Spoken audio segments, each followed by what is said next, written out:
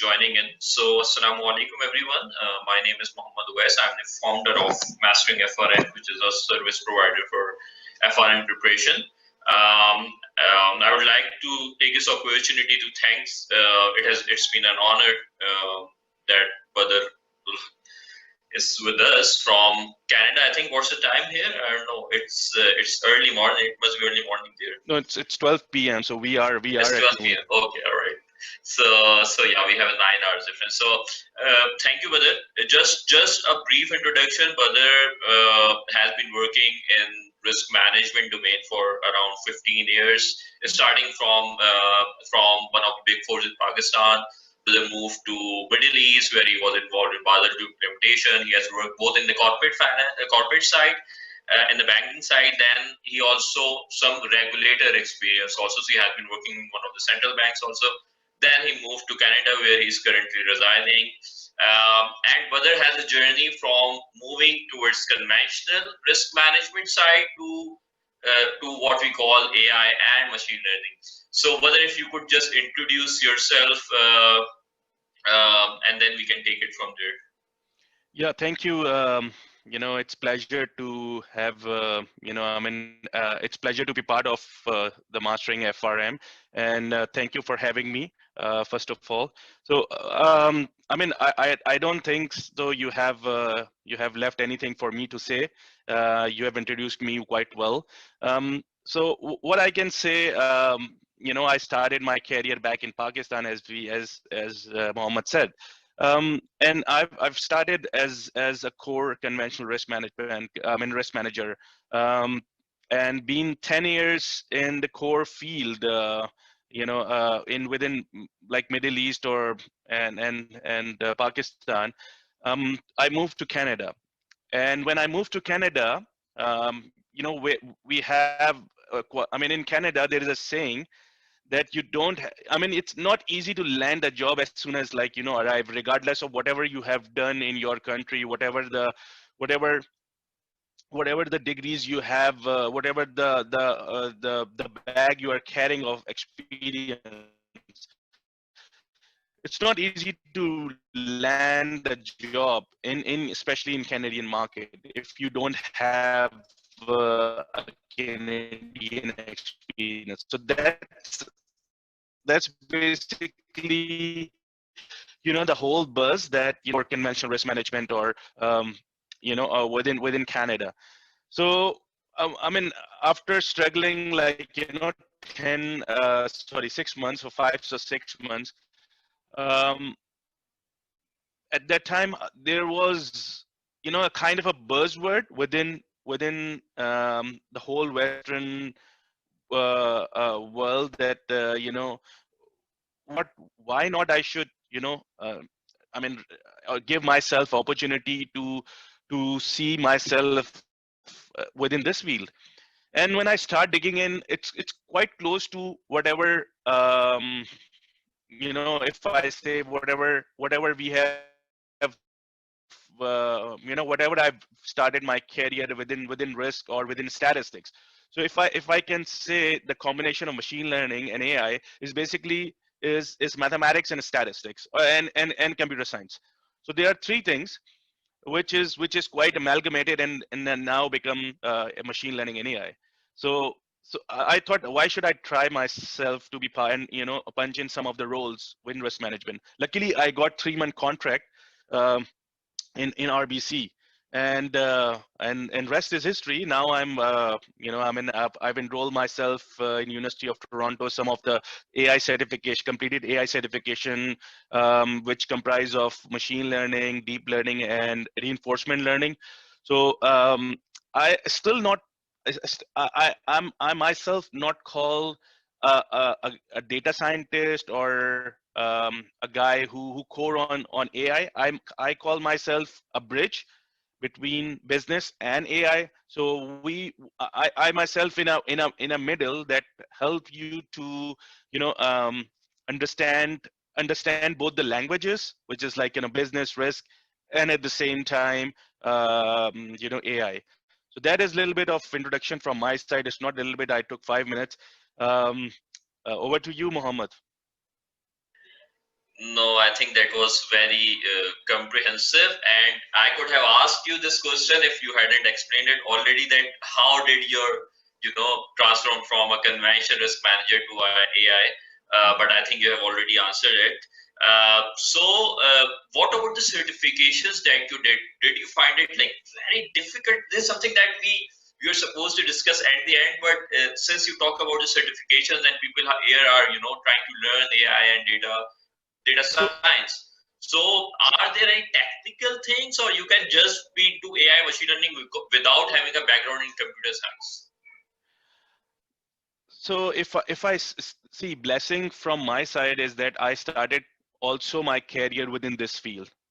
So I was kind of, you can say that I was kind of a BA, or you can say product manager for some of the use cases which we were working in, and I was kind of a bridging between risk and AI at that time. So when I start, that was my role, without knowing much of what the crux of machine learning and AI. So that was kind of a blessing, or you can say that's a ready-made platform for me to work on it. But having said, I mean, if anyone of anyone with no background information, if wanted to join some kind of and pursue his field within AI, he should have a good mathematical, statistical, and computer background, as I said earlier. um, Computer background means, he see, if you it's all about your interest. So if even I don't have a much computer background, but I have that kind of hunger. So learning, you can learn at any point of time. So we started learning at using Python, Notebook, Jupyter. So I mean, all our AI models which we build or which we code is basically in Python. And if I say, if I compare Python with some other conventional languages, so Python is a one line code based language. The whole model is basically, you run some kind of um, inbuilt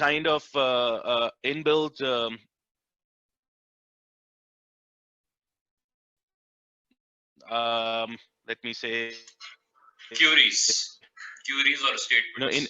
inbuilt packages, easily enter code.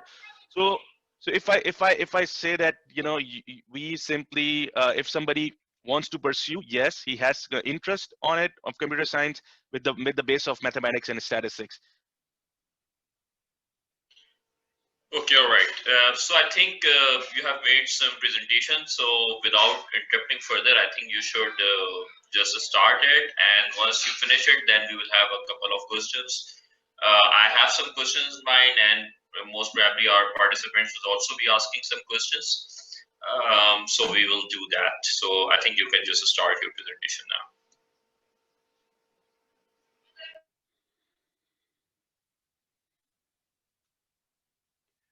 So are you guys able to see my screen? Yes, it's visible. Yeah. Let me-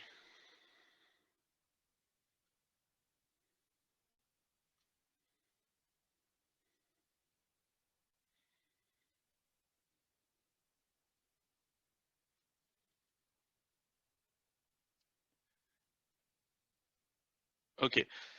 So the idea of, again, the idea for this particular presentation is basically, to give a basic overview what AI is and what machine learning is, and later on we will discuss that what implication and roles of AI in risk management. However, it's better for me to start with the basics. So, and everyone heard about AI, and it's a whole buzzword. So, what is basically AI?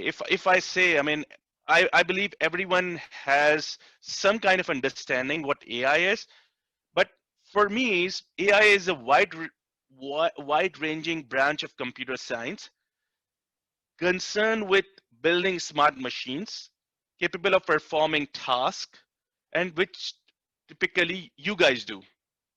So if I summarize that, like, all the inputs, or the things which we perform as a human, the machine can do. And that's basically the AI. And that's a main concept of AI. So in other words, basically the simulation of human intelligence in machine. That's basically what I say. The simulation of human intelligence in machines, such as even in the screen you can see that playing chess to self-driving car. That's AI. That's based on AI and deep learning and NLPs. So those are the technologies which can use and perform the task based on large amount of data and recognize its pattern. Basically, that can be AI. So think about AI is a kind of a linear model. I mean, just giving an example, it's of course not, but we give the data to a model understand and give you the results based on the pattern it recognized from the data. We will discuss more in detail. The second part of this is basically where the AI stands. So if I can say the AI is a whole big word, the pillars are machine learning. So machine learning is basically is what I say is the machine is learned based on the data and patterns which we give as a part of input, learn from the algorithms which we come up with. um, all we have a lot of algorithms within data science, within mathematics, statistics. So use that, and then it gives in an output. So it's a basically it's an idea that requires some knowledge. The knowledge, how we get the knowledge, basically through the data, and it's to perform the same thing as based on based on the data which we give as a knowledge. So give you an example. Now if you're talking about like a guy, a kid which just recently inducted in the school as a in a kindergarten, he's a blank, he don't know anything. So he keep passing different classes and he get different kind of a training, or some kind of knowledge inbuilt through schools, through teachers. And after done his matriculation or like metric exam, he has some kind of knowledge, but that particular knowledge translate to some limit. The data, the knowledge which he or she acquires within 10 years, that that is that is the output when he speak, when he say. You cannot compare that with the knowledge of a PhD. However, for getting to that level, you need to again get a knowledge. Similarly, from a machine point of view, machine learning point of view, you give data to the machine, and machine learn from it. You give more data to machine will give you more possible scenarios, more learnings. So that will give you extra accuracy in the results. Similarly, the concept which I just simply tell you is depicting in this particular picture. You are giving some kind of samples. It gives, and it comes from the training, which we will discuss anyway later. We come up with some kind of methodology, and similarly give you the answer. So I, let me tell you, most of us, or most of whatever I mean, who are attending this, most of you guys have encountered some kind of linear regression. So linear regression is what? We give sample data to a linear model, and then linear model gave us some kind of a result. However, if I simply tweak that particular output to again back to the input as a feedback, like let's say the result are we getting is accurate from a result are we getting from a model, is accurate or not? we have to give them a kind of a feedback to a model where we started and adding a samples. So that is particularly called a machine, that you give some kind of feedback to your data sample, and it's getting, and the learning process will evolve based on the feedback. That is the whole machine learning concept. So main pillar within machine learning is basically you provide some kind of training data and some kind of testing data. There is some kind of a homogeneous data, universal data set. So you split into two, which is training data, some kind of, yeah, if I can say blue cross are the yeses, or some kind of classification problem, that these are the cases where you have a cancer, and these guy, or the red side, you don't have a cancer. So this, if I distinguish between that, so you need to train the data accordingly to perform that, whether these scenarios have cancers, whether these scenarios don't have cancers, and accordingly we split it into two, which is basically training or testing. So that is the little bit of concept of how we train our model, how we provide a data to a model. So I'll simply um, so so there are some of the things which is like performance. It's basically a little bit. I want to keep it as a part of deck. However, we'll discuss this point later. Um, so here is algorithm. So most of the machine learning, in fact, all machine learning, the success of machine learning basically depends on the algorithms. There are a lot of algorithms, as I said earlier, within data science, AI, and even econometrics, stats. So we use as a tool to perform our all machine learning tasks. So I'll give you an example. I give you an example of linear model. Is this guy? Is this is also an algorithm? So if I give you an example that some um, XGBoost, or stochastic models, there are also algorithms. Yeah, if I can give you some kind of string matching, Levenstein, this is also an algorithm. So the crux of machine learning is depend on the algorithms. The better the algorithms, let's say random forest, everybody knows, mostly whoever, in statistic field, random forest. So this is particularly an algorithm. So the whole basis of machine learning, again, as I said earlier, that is depend on the algorithm. The better the algorithm, the better the result also. So of course, you need to find the right pattern of algorithm which really depicts your data, and then accordingly you get the result from that. So if I can come up with some kind of drill down what machine learning is. Machine learning basically is depend on different types, but here is mainly like I can, if I can say, supervised learning and unsupervised learning. There is another one is semi-supervised and reinforcement learning. However, we are only touching about supervised and unsupervised learning. So what supervised learning is all about? Supervised learning is basically when you give the data to your model or algorithms, you provide some kind of labels. So as we discussed earlier, that when we give our data set as a training data set, we provide some labels to our training data. I'll give you an example. So let's say, in fact, the example which I gave you earlier, that if someone, based on the data points, if someone has a cancer or not, so that particular, like, a kind of whether it has a cancer or not, it's true or false, it gives you some kind of a labels. So that is basically called label.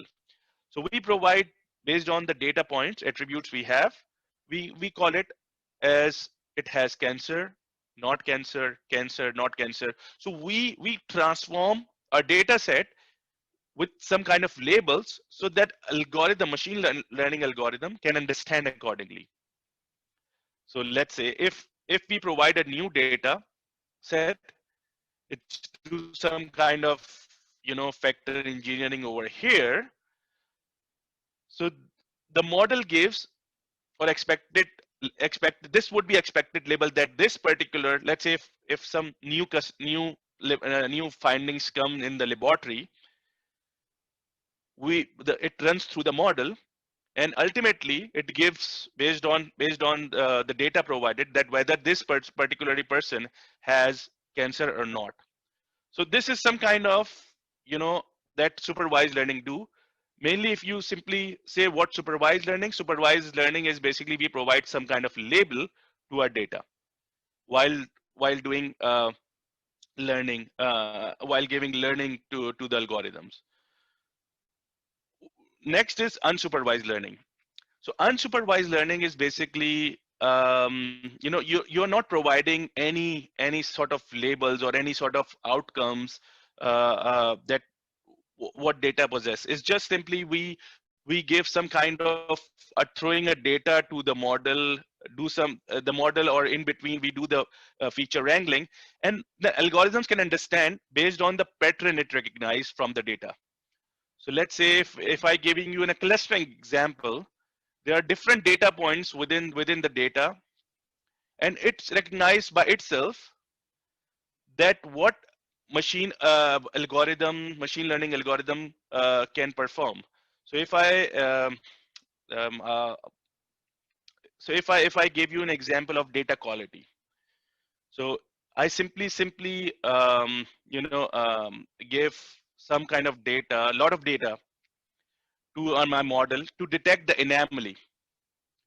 Detect the anomalies, basically if we recognize some kind of anomaly in the data, how we do that, we do some kind of clustering analysis. So there are a lot of good algorithms within the market which can help us to identify the anomaly within data pattern. So anomaly is basically that the data is not following, like 90% of the data is correct and there are some of the data which is not following the trends. So that is basically anomaly of that particular data set. So this is again a kind of example which I give you for unsupervised learning. So right now we are talking about data, and when we are talking about machine learning models, there are three things which we need to understand about the data. When we do some kind of analysis or some kind of modeling or prediction, we need to make sure that we either we are not providing enough scenarios so that model cannot be underfitting, or at the same time we are providing too many scenarios, or you can say based on the algorithm which we have, it can give you the overfitting. So we need to make sure that we need to balance between underfitting and overfitting and provide a right complexity to the model. There are always no AI or machine learning model is 100% accurate, and that's the beauty, that it has some kind of variance with the error. And we need to, when we're developing the model, we need to make sure that that balance has to be there, uh, you know for from a complexity perspective. And that basically that's what we need to see when we build some kind of machine learning model. Again, if I talking about, like, AI. So AI, as I said, based on some different combination, it's also machine learning. Again, is basically the deep learning. So what deep learning is all about, like, if I say deep learning, you guys have an idea that there is something going on, some kind of something very uh, uh, uh, very magically, um, uh, I don't have much words to say, but let's say people have that in their mind, that something that machine can do or human can do can be done through deep learning. So that is basically some first thing in your mind. Again, deep learning is basically, it's again a part of a machine learning, which again discussed with some kind of algorithms. However, right now, well, what deep learning do is mainly it based on some kind of neural network. So it has so many, it can perform um, various tasks, such as I gave you an example that like driverless car. So the basis of driverless car is basically behind is all deep learning. What deep learning is in my mind, in basically deep learning requires a lot of data and which can develop a lot of scenarios. It computes mainly based on the GPUs. GPUs basically, I can say graphical processing unit, and it's perform some kind of, what human can typically do. Playing a chess and playing a Go game with the help of some kind of accuracy is that a prime example of deep learning. I don't want to go deep into this particular topic because it's in any way complex, and discussing from my side is also, it's a challenging part. However, there is a few example I can share with you, and then based on few examples we can understand more that what the deep learning is all about. So if I give you an example of deep learning, in our iPhone we have Siri, and at the same time Alexa also. So you simply talk and they recognize what exactly you are saying and provide you some kind of assistance. So that is the prime example of deep learning. You do some kind of Google translation in a daily basis work. That is basically some kind of deep learning in behind it. Um, uh, as I said, driverless car, drones, delivery trucks, those are all the main examples of deep learning. Image recognition, facial recognition. We have, so in a daily basis, we are using a lot of AIs as part of our, through our machine, through Google. So let's say if I give you an example, I think one of the example is not there.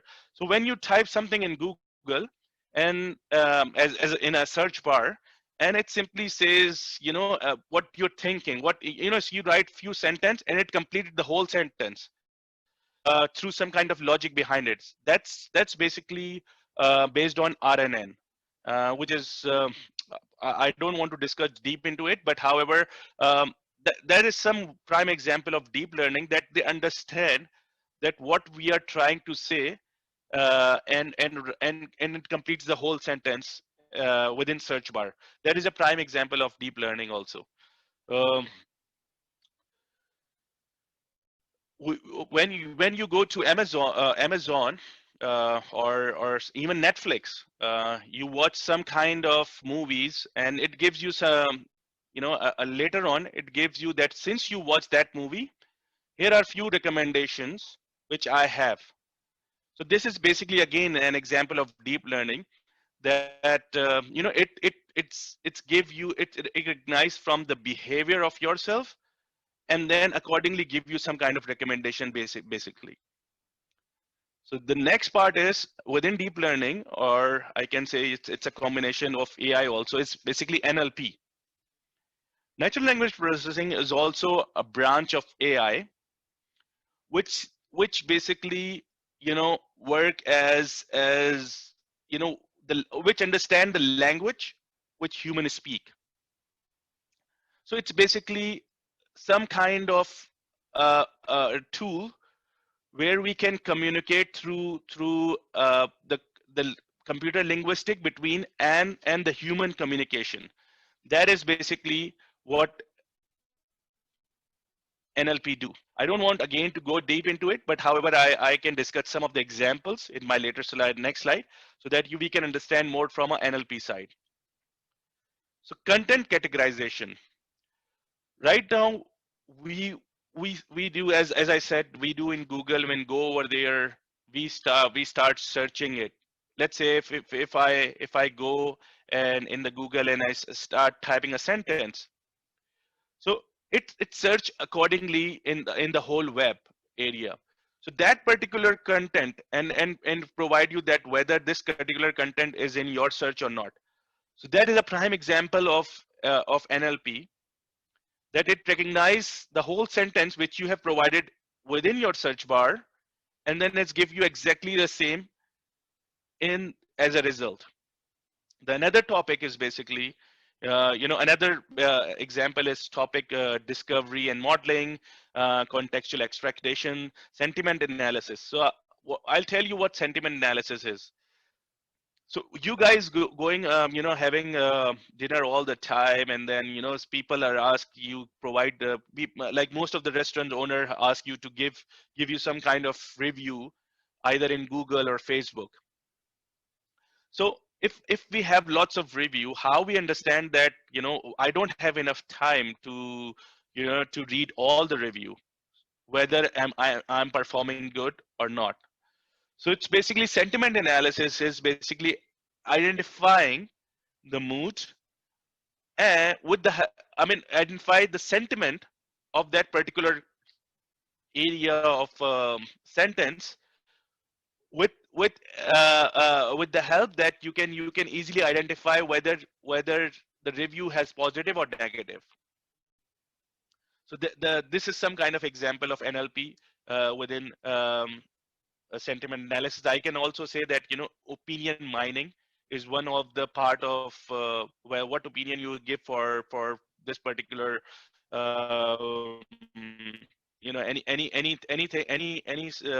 any subject you have provided a review. Sentiment analysis can analyze that. So speech to text and text to speech conversation, document summarization. So let's say if I provide you the whole bunch of 300 page of document, and let's say if I have to do some kind of if I want to summarize that particular document into 3 pages, how I can do that. So there are a lot of NLP examples or and tools which we can do. The main basis is basically NLP, and machine translations also is part of NLP. I give you one example of NLP which I encountered. So we were using a fund, some kind of fund perspective, and fund perspective, a lot of information for financial information, basically, which has some kind of um, their fund assets, their fund growth. At the same time, there are a lot of text written on the key performance of the fund itself, and those funds basically provided by the fund originator, such as the you know I forgot a lot of name. Right now, I don't have in my mind, but there are a lot of funds providers basically who assess the fund's performance and provide you some kind of details, some kind of investment details, some kind of risk details, and based on those details, we provide some of the ratings, or we assess some of the ratings, manually. So one of the examples which we did is basically text classification. We do some kind of NLP within those funds, and the model can provide its own rating based on, of course, based on the supervised learning, the labels which we have provided, the training data. However, the crux of that I've also encountered one of the use cases in my life to learn from the text and provide you some kind of rating based on the training data we provided earlier. So this is one of the prime example which we use mainly for fund classification or to assess the fund risk. That is basically, or you can say that's a part of the market risk also. Now, I think I believe mostly you guys have enough idea what AI is all about. I don't think that you got enough idea, but however, you have how AI is usually, and I must say it's just like a very common use cases in risk management. So right now, most of the banks or most of the financial institutions are going towards some kind of model based scoring or rating, which can arrive through the data points, which is, of course, is there. At the same time, behavior analysis and customer segmentation. So there are a lot of, in fact, mostly in the retail side, mostly, all the banks within particularly this region are using AI to assess their customers. There are a lot of the prime also the very common use case in risk management is basically do some kind of AML detection and behavior modeling for the retail banks. So we they can simply based on even anomaly, as I said earlier. So we can detect some kind of fraud or some kind of anti money laundering. Let's say I give you an example. um, if someone holding a credit card with the $100 limit, and usually during the weekends it's spend you know $30 for a food, and we have seen that the behavior of the customer is basically that's how the pattern goes for such a long time. Similarly, one weekend we have seen the transaction which is the whole $100 limit. That is some kind of a red flag that what's going on within that particular customer. Is that close to what we have observed or not? So that's how the companies or guys can detect the fraud within the retail segmentation. And this is just one example I gave you. There are a lot. So as I said again, early warning capabilities, those are the uses broadly risk management. Whether it's financial or non-financial. I can give you some of the example right now that based on customer. Let's say if I again if I do some kind of data wrangling through the example which I gave you, the review example. Let's say if you have a lot of bad reviews for any particular restaurant and you are providing some kind of loan or any facilities to that particular restaurant, you say that you got an early warning sign that this restaurant is not doing well. However, that which means that you know you will see that some in future that particular restaurant will not perform as it should be because the reviews are quite bad, and it's keep growing, which means that nobody wants to willing to come to this restaurant soon, which as a result that you will get in a jeopardy if you, as a financial institution, if you provide some kind of facility to them. So this is again this one kind of use case.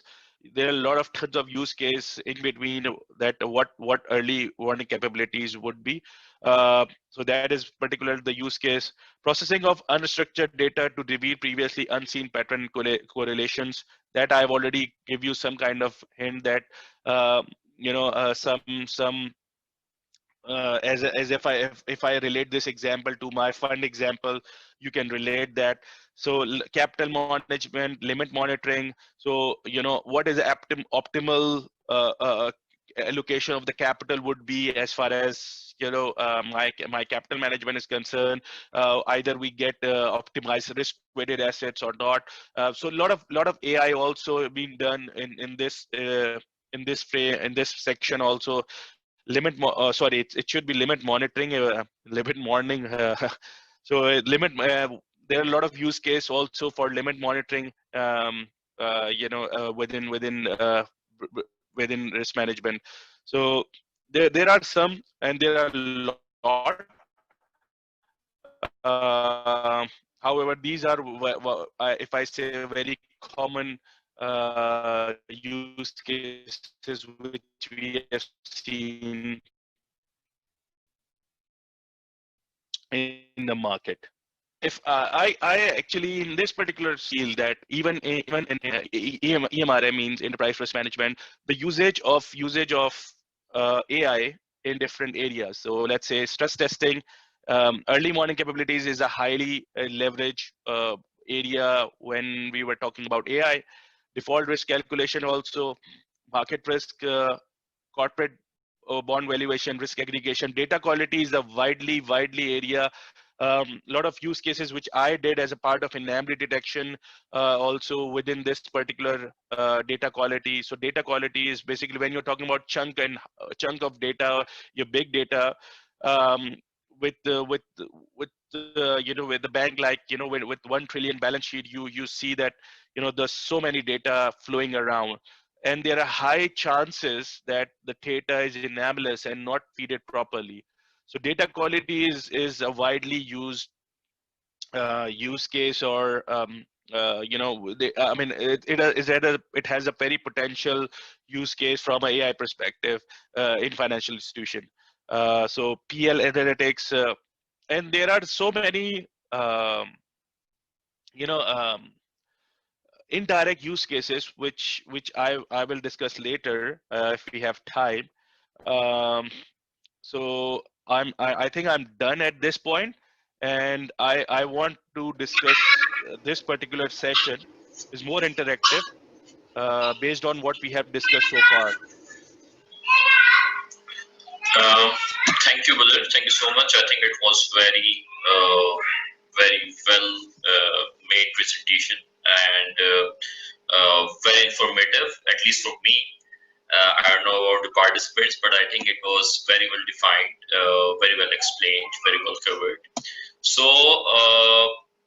so my first question is, first thing first, if any of the participants have any question regarding today's topic, please feel free to ask.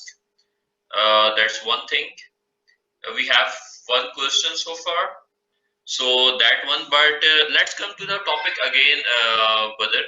So, so we understand what AI is, and how it works, and how do we go about it now. But if you could just explain, especially in context of Pakistan, where AI isn't that much popular.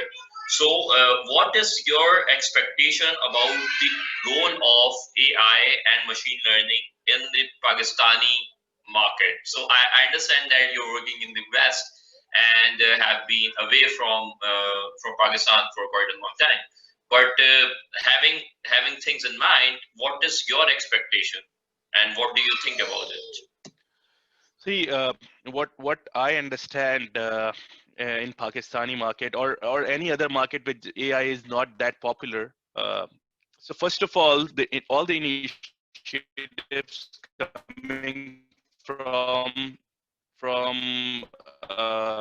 main initiative, what I say, it's coming from broader room or coming from the senior management. However, as I said, there is some initiative which as employee, like mid senior employees can do, or like senior management employees, I mean mid level or manager level employee can do by itself.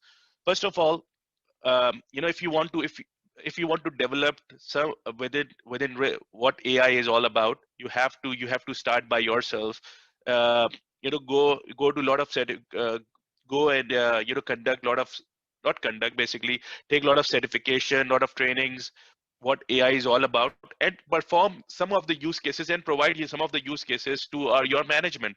Let's say I give you an example. So we have acquired one of the bank in US, and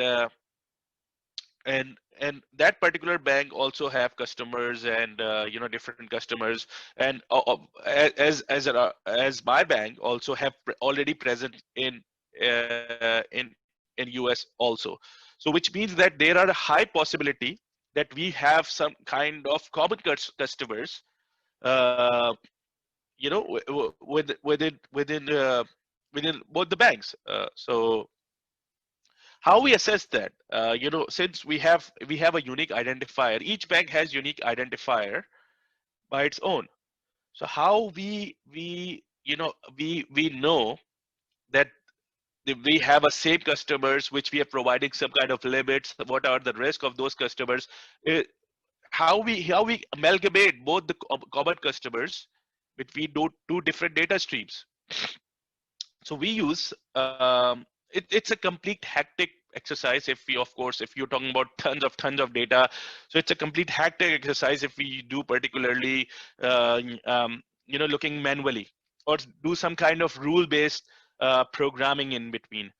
Because a lot of times when you entered the name of the customers, it mostly some front end guy who actually, mistaken, or some things is missing.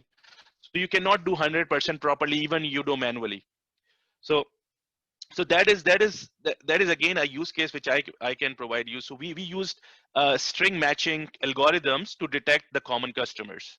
So this is indirect use of, as I said, within risk management. What it string matching does, that it connects both the customers together and provide me some kind of probability that whether this customer is matching or not. And what I will do later on for that matching customers, I will assess or look my risk in a collaborative way, rather than silos I was looking, and I was even not aware of that this is the limit I provided to the same customers with the same bank. So if I relate this example to Pakistani like market, or like, there are a lot of use cases which you guys have encounter on a daily basis similarly like this, not directly to changing your rating or scoring model. You simply do small things, small wins, and then come up with some kind of easy solution, rather than quite expensive one for the banks. So AI, and within risk management, you can do a lot of small things which can give you easy wins. However, to start with, it's again an initiative by yourself. Come up with some kind of come up with some kind of presentation to your boss or in your area, and give them some kind of help that this can be done through AI and machine learning. And trust me, there are a lot of things cheaply and give it the high performance can be done through AI and machine learning. I think that's a very valid example, especially in scenario like COVID, when all of the industries, we had pressure on the NPL side, we had pressure on the market side.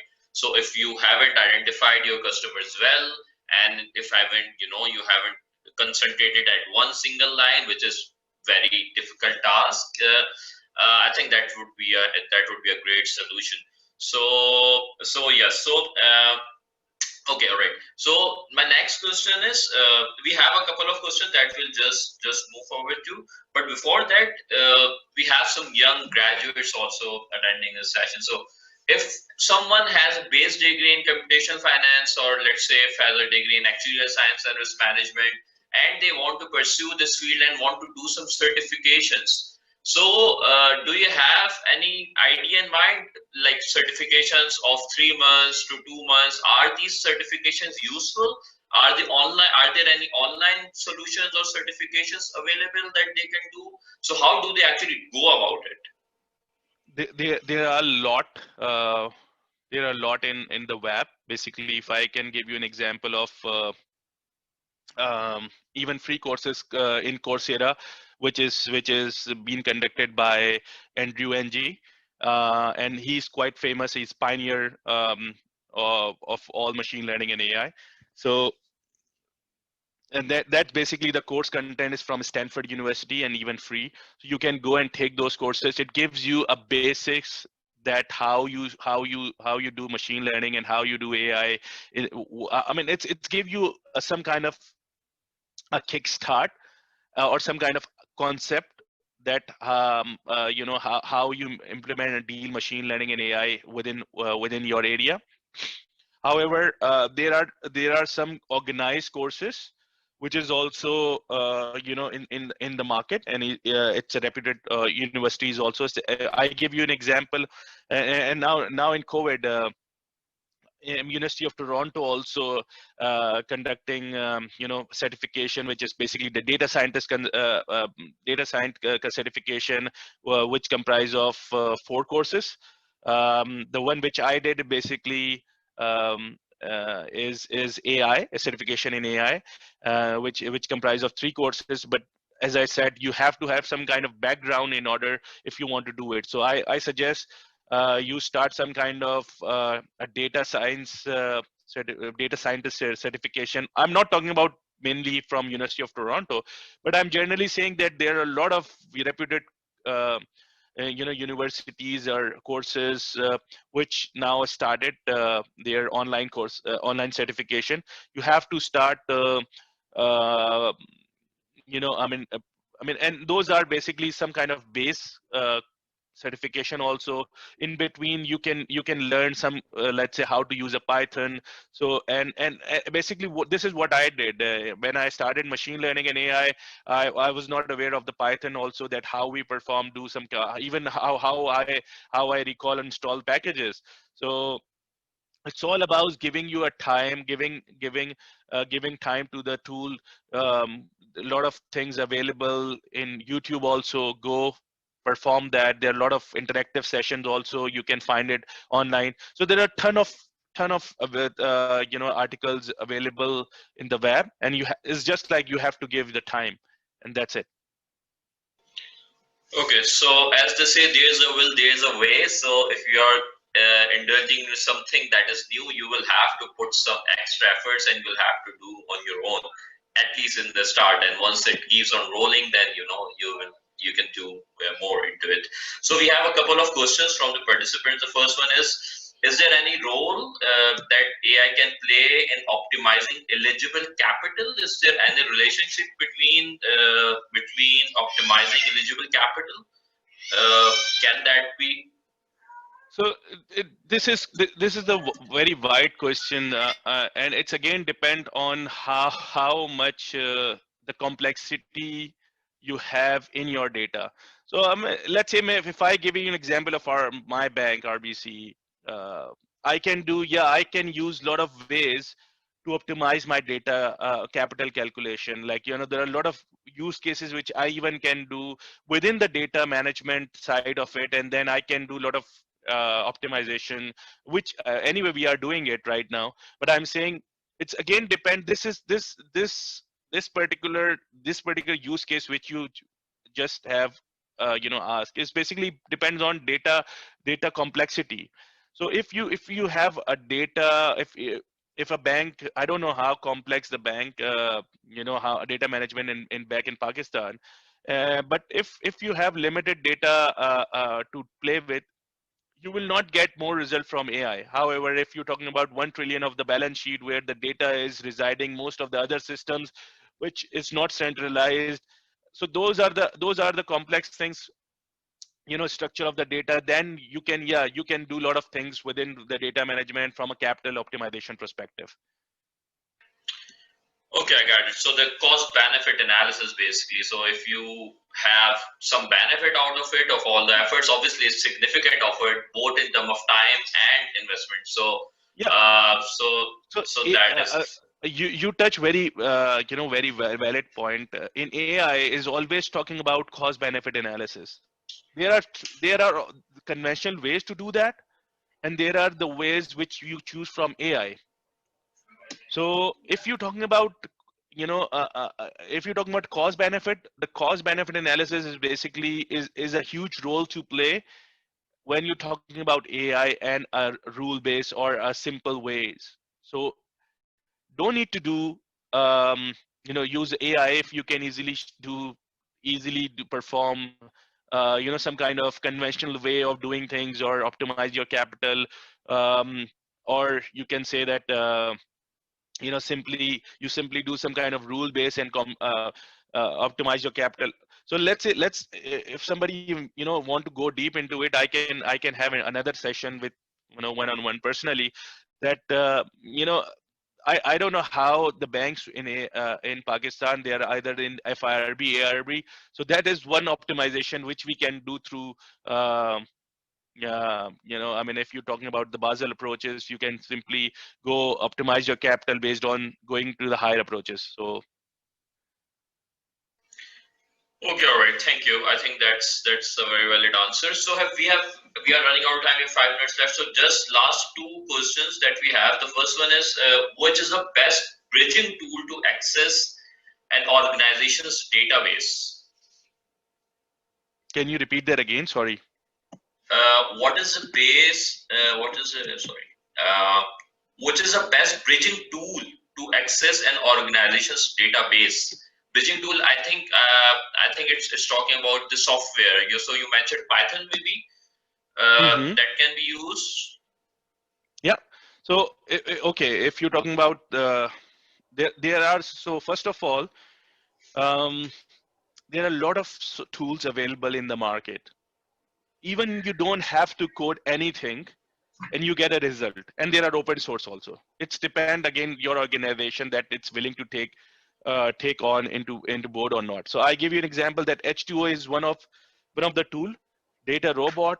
Uh, um, Data robot is one of the tools which you don't have to do. Data IKU is one of there are tons of very good tools which you can even not, you don't have to do anything, even to perform some kind of analysis. You don't need to write a code. And again, Python is one of the programming language tool where you can again perform some kind of programming and do machine learning and AI. So it's again depend, because why we need a Python, we need, so data is always in a raw form. You have to massage the data, you have to wrangle the data in order to, for the model ready, in order to to take the data to the model. And and that availability of that tools will not provide you. I mean, of course there are a lot of different tools is available even to wrangle the data and to massage the data in a way that in a way that model accept that. However, you need some kind of, if you want to talking about your perspective of the data, and then you need some kind of tools where you kind of hands on and but for do your what you want. So Okay, in all that right. way we use Python. Other than that, if you can use Data IQ, H2O, or Data Robot, and there are others also. Okay, thank you. So we have just last question from Vidva, who is asking that what role machine learning plays in finance sector. So again, in finance sector means like, because finance sector is we are talking about right now, risk management is also again financial risk management, and there are a lot of activities which we can perform from a financial, if I consider this as a finance department. So in finance department, there are a lot of things which machine learning, and there are a lot of use cases. One of the prime example is data IQ, data quality. Data quality is the main use cases nowadays. GL optimization.